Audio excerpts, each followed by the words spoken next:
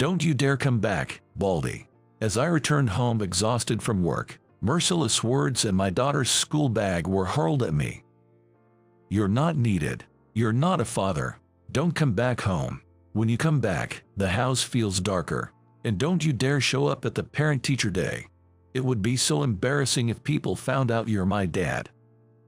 My daughter, Cindy, was in the living room, hurling these words at me as I stood in the hallway by the entrance. From the living room where she was, I could see the kitchen where my wife, Susan, was. Cindy could see what expression Susan was making. I couldn't. Susan said nothing to the abusive words from our daughter. She just silently continued with whatever she was doing in the kitchen. I held back. Saying anything now would only add fuel to the fire. Can't you just not come back? You're useless, not even making enough money. It was Susan who first hurled such abuse. Having seen that, Cindy started to do the same to me. She wears her uniform skirt so short it almost reveals her underwear and dyes her long hair to a blondish brown. She wears large contact lenses to make her eyes appear bigger, false eyelashes, and makeup. Though I turn a blind eye, the clothes Cindy leaves lying around are too flashy for a student, resembling those of a nightclub worker. She hardly attends school and seems to roam the downtown areas instead. I've warned her numerous times, not minding the arguments it causes. But Susan has never once reprimanded her. I recently realized that Susan has been buying Cindy makeup and flashy clothes just because she asked for them. She has been spoiling Cindy, confusing being a kind mother with being a dependent, ineffective parent. How did it come to this? My dream was to have a family. A family filled with smiles, a treasure for a lifetime.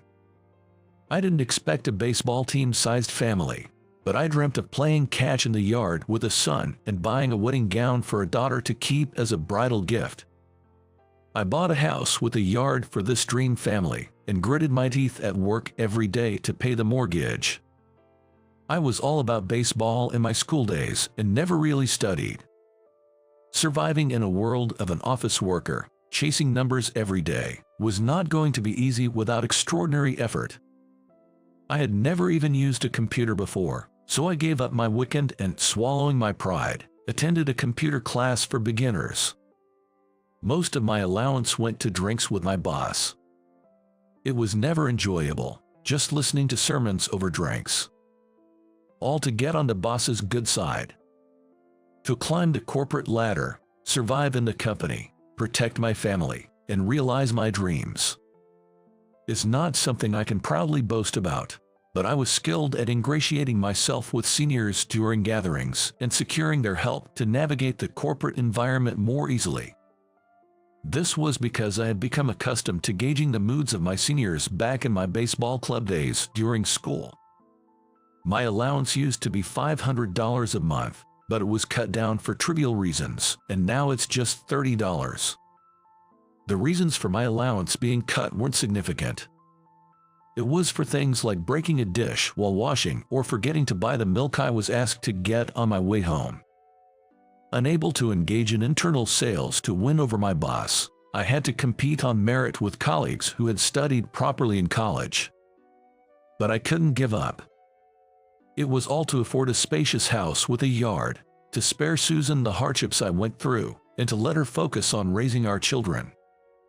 Upon graduating from college, I joined a company that sells and maintains office computers, telephones, fax machines, and internet connections.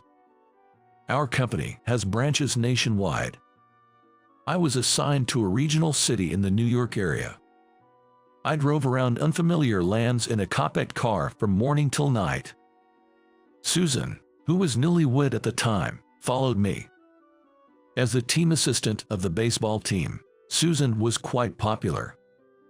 She wasn't a stunning beauty, but her cheerful and graceful demeanor often got her compared to famous TV anchors or magazine models. She was my pride and joy as a girlfriend, and then as my wife. Back then, I was truly happy. But what about now? It feels like I'm trapped in a bad dream. Don't ever come back, you Baldy. Who could have imagined that such harsh words would come from Susan, who was so adorable 20 years ago? Now, our daughter Cindy is following in Susan's footsteps, hurling abuse and vitriol my way. And they team up to splurge on clothes and bags, which is just unbearable. Susan and Cindy have become a codependent mother-daughter duo, spoiling each other rotten.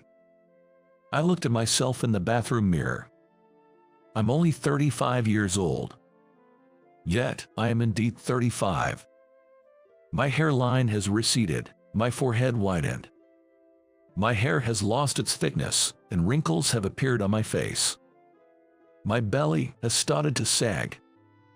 The body I had honed through sports is now a thing of the past.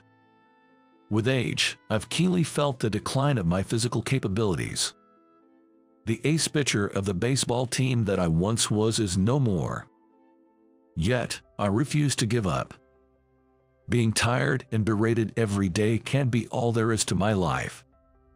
After all, Susan and I once vowed eternal love for each other. And isn't it pitiful for Cindy to grow up without proper guidance? As a father, it's my duty to wake them up and show them the right path. If I don't give up and produce results at work, maybe Susan and Cindy will have a change of heart. Until that day comes, I've resolved to keep working hard. Without being able to relax at home and still tired, I faced another morning. Ideally, home is where one relaxes and recovers from fatigue, but I found more relaxation at work these days. I've been with the same company since graduating from college, now in my 8th year. I've been fortunate to have trustworthy colleagues and seniors I respect, and while we're rivals, there's mutual respect among us. The sales department for communication devices had a strong athletic vibe, with everyone having been involved in some sport during their student days. And for some reason, many of the male salesmen came from homes where the wives held significant sway. Despite each of us carrying our own burdens, it was a good workplace where we felt like comrades. And there was a source of comfort there too. Her name was Ellie. Good morning. Ellie was the sales support lady who handled the accounts I brought in. With her glasses, she seemed like a calm and gentle woman at first glance. In her late 20s, she joined last year. Initially, I was concerned about her being new to employment due to some circumstances, but those concerns were unfounded. She never made a mistake in processing the accounts I brought in, and despite her gentle demeanor, she was quick in handling post-order procedures. Thanks to Ellie, I could always deliver smoothly to the clients. Lately, she even started creating proposal materials I could use during client presentations in her spare time. Bringing brochures and estimates to clients is a given, but having proposal documents tailored to the client's needs based on the information gathered during meetings leaves a lasting impression. It's enough to outdo our competitors. Tom, great work. How did today's appointments for future acquisitions go? Ellie, you too. Today I got an appointment with this client. Saying so, it had become a routine for me to report to Ellie the details of the day's events and the appointments I secured with clients after work. Gradually, I found myself looking forward to these moments. When I returned to the office, Ellie greeted me with a smile. Today's client was Johnson Trading, a well-established company, right? How did it go? I started to report on my day. I had even spent time during work thinking about how to make my story interesting and amusing for her. I met with President Johnson. He's a stubborn old man who shouts no sales calls whenever work comes up, but he seems to have a soft spot for his grandchild. He spent the whole time talking about his grandchild. He showed me a ton of photos on his computer.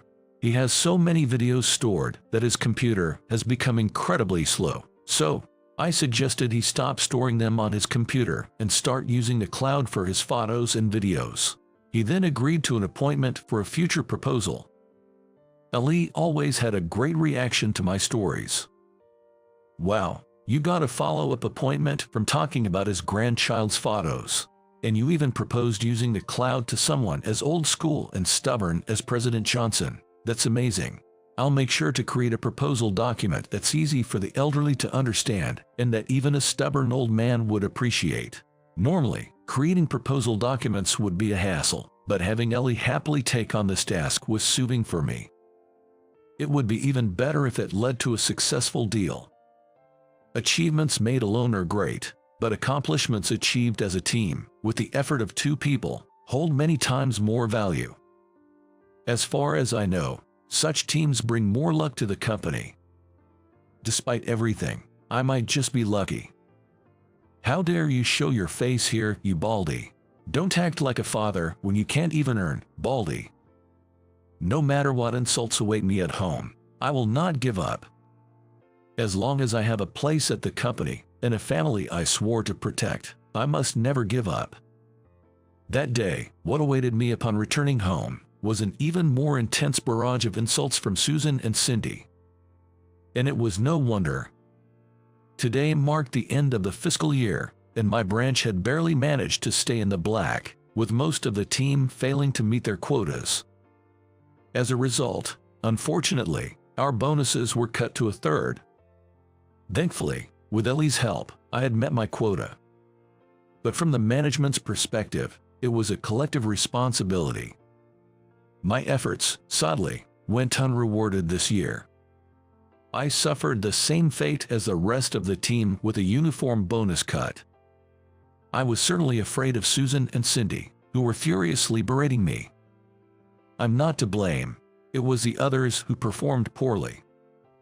Ugly words of shifting the blame onto my colleagues were about to escape my lips. I almost said it. But then it crossed my mind that such behavior is inexcusable. My teammates might be a bit foolish, but they are sincere people. Even if they are not performing well now, there might come a time when I could help them. I couldn't bring myself to blame them, even if they weren't there to hear it. You've been out all day, haven't you? You smell of sweat. Could you not come near the living room anymore? I don't have my own room. If I'm banned from the living room, where am I supposed to go? I heard something. My chair, newspapers, and even my cell phone charger were thrown into the hallway. It was Cindy who had thrown them from the living room into the hallway. A worthless, stinky old man with no earnings. Don't you ever pretend to be a father again. Susan didn't stop her. Instead, she peeked from the kitchen and said, "If your only skill is earning money, and you can't even do that, you're less than a person, less than an ATM." Unlike Cindy, who was venting her anger, Susan had a cold smile. That smile was twisted and ugly, reflecting the warped nature of Susan's inner self. Susan, she used to be so adorable, so cheerful and popular with everyone. Has 20 years changed her so much? I sat alone on a chair in the hallway, too exhausted to move. I was hungry, but of course, there was no meal forthcoming. I clenched my teeth and held back the tears. Yet, I have to work tomorrow. I have to go to the company. With the company in a tight spot, if I were unable to work, our branch would surely fall into the red. I had to somehow take a bath, cleanse myself, and get some sleep, or I wouldn't be able to work the next day. Meanwhile, in the living room, Susan and Cindy were laughing out loud while watching a comedy show. I remembered seeing them post a selfie on social media yesterday with the hashtag #BestFriendsParentChild. Who would imagine that behind that best friends parent-child duo, there was a father being ousted to the hallway? Dragging my exhausted body, I managed to take a bath, then collapsed onto the chair in the hallway. Out of habit, I checked my phone.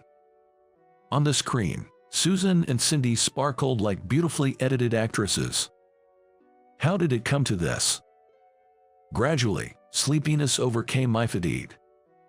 And so, I ended up greeting the morning on that chair in the hallway.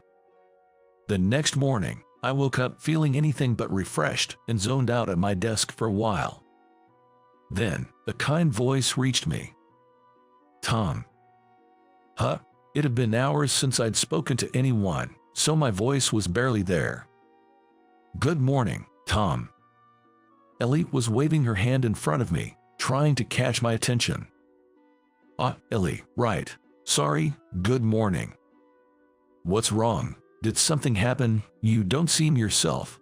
Usually, you are here 30 minutes before start time and dash out for visits right at the bell, but it's already 9:30. Saying so, her glasses glinted. In them, my anxious face was reflected as if they were mirrors. Her eyes seemed to probe into my soul with a sharp glint. "Did something happen, Tom? I can't hide anything from you, can I, Ellie?" I slumped back into my desk chair. I tried to laugh it off, but she didn't join in. Her expression was dead serious. "Let's go for a drink." There was no escaping it. Sure." After work, we headed to a bar near the station. It was a charming, cozy place with a warm atmosphere, centered around a counter. Ellie listened to me for a while, nodding, but when I told her about being berated by my wife and daughter and then sleeping in the hallway, she got angry on my behalf as if she were me. "What? They said that to you, and you slept in the hallway on a chair in this cold? That's just not right." With a thud, Ellie put her drink down on the counter. "Shh, keep it down, Ellie. It's embarrassing, so please don't tell anyone." I said this as I sipped my drink and enjoyed the snacks. I was busy in the lunch break, just nibbling on a convenience store snack in the sales car. I hadn't had a proper meal since yesterday, so the drink and snacks slowly seeped into my starving stomach. Moreover, having Ellie listen to me gradually loosened the tension in my heart. "No, I'm sorry, but that's emotional abuse. It's a valid reason for divorce." Emotional abuse? From a woman to a man? That can't be. It doesn't matter if it's a man or a woman. It's just the heartless attacking the kind-hearted. How did it come to this? She used to be so cheerful and vibrant. Did I do something to hurt Susan? I remembered how adorable Susan was when we first started dating, and I was about to tear up, so I quickly changed the subject. "Oh, enough. You're too kind, Tom. Live your own life." Ellie slapped my arm with a sharp smack. "Ow, hey, Ellie, that hurts." She put down her drink and looked at me with a serious expression. "I'm sorry, but I just can't forgive it. After all, Tom, you work so hard every day for everyone. I want you to live your own life. This might sound sudden, and it's just a woman's intuition, but do you think your wife might be cheating on you?" I was so taken aback by her sudden question that I choked on my drink. "Hey, what are you suddenly suggesting? That's a bit much. My wife would never do something like that." "Wasn't your wife a popular team assistant of the baseball team? Always well-liked, and she's still making an effort to maintain her beauty, just like in the past, right? Plus, she can't seem to help but show off on social media, and yet, she disregards a serious husband like you. Not to mention her dependency on your daughter and shopping. It's endless. I'm sorry to say this about your wife, but from an outsider's perspective, she seems very lonely. Where do you think such a person would seek affection? Where do you think she'd satisfy her need for female validation?" Ellie's gaze was intensely serious. I was at a loss for words. "Well, that's..." She pressed on. "Does your wife go out late at night by herself?" When she mentioned it, I did recall something. There were days when I came home to find no one there, assuming Susan and Cindy had gone out together. But at night, only Cindy would return alone. Susan would come back after I had fallen asleep, unnoticed by me. It might be presumptuous of me, but perhaps you should consider an investigation for infidelity. Maybe you're right. Acting on impulse, I immediately hired a detective agency near the office to investigate for infidelity. 2 weeks later, unfortunately, the investigation yielded results much more quickly and easily than expected. The results were conclusive: guilty. Not only on the days I worked overtime, but even during weekdays, Susan was seen gallivanting with various men and heading to hotels. It seems she met these unknown men through a dating app. Susan was a woman who could only affirm her value by being desired by others. Her immature behavior suggested that her emotional development might have stopped in her 20s. This made her seem like a child woman. She might even be competing with her young and attractive daughter, Cindy. It might appear to be going well on the surface. Susan might be filled with jealousy, but it's hard to say for sure. I didn't want to know. I thought to myself, I failed to protect my family. I continued to go to work without taking any days off. I maintained a smile during work, but the moment I was alone in the sales car, I couldn't stop crying. Tears blurred my vision, making it dangerous to drive, so I discreetly parked in a convenience store lot and cried until there were no tears left. In the evening, when I returned to the office, Ellie greeted me with a smile again. There's no way she wouldn't notice my eyelids and bloodshot eyes that were swollen from my tears. However, she looked at me quietly and pretended not to notice. The next spring arrived. It was a sunny day with the cherry blossoms in full bloom. It was also the day of Cindy's high school graduation. As usual, Susan and Cindy ignored me. Dressed in an excessively flashy uniform, Cindy and Susan, in a pink suit, left for the graduation ceremony without me. I watched them go. I decided to graduate from this family. Goodbye, Cindy, Susan, my dear family. There's so much I want to say, but now it's okay. Thank you for everything up to now. I've decided to leave this family. You've been telling me to leave, so you probably won't stop me now. Take care, I'm going to live my own life. When was the last time we had a meal together as a family? Feeling a bit sentimental, I left the several photos of Susan entering a hotel with a man on the living room table. Susan, having married right after graduating from university, had no work experience. There was no way she could support Cindy through college on her own, but they'd have to manage as a codependent mother-daughter duo. Later, I heard from an acquaintance at my former workplace that Cindy had dropped out of college and that she and Susan were living off part-time jobs. Their future must be uncertain and anxiety-inducing, but that was no longer my concern. Packing my few belongings into cardboard boxes to be shipped, I boarded a train bound for a new city. The sparsely populated train during a weekday afternoon was quite pleasant. I took a seat by a window with a beautiful view, opened a can of soda, and enjoyed a lunchbox. It was delicious. Cheers, to me. The gods of fortune don't forsake those who work hard. Having achieved profitability on my own in a tough market, I was timely transferred to the headquarters in New York. The company even covered my moving expenses. And Ellie was coming along too. Our partnership remained strong at the New York headquarters. Freed from the shackles of Susan and Cindy, I was set to secure major contracts. After moving to New York, Ellie and I became good friends and developed a trusting relationship outside of work. While I took the lead at work with Ellie's support, in our private lives, it was the opposite. Ellie led the way in everything from outings to living arrangements to dining, and I was always there to support her. Enjoying this dynamic, I hoped it would last forever and proposed to her. Next year, we're expecting a daughter.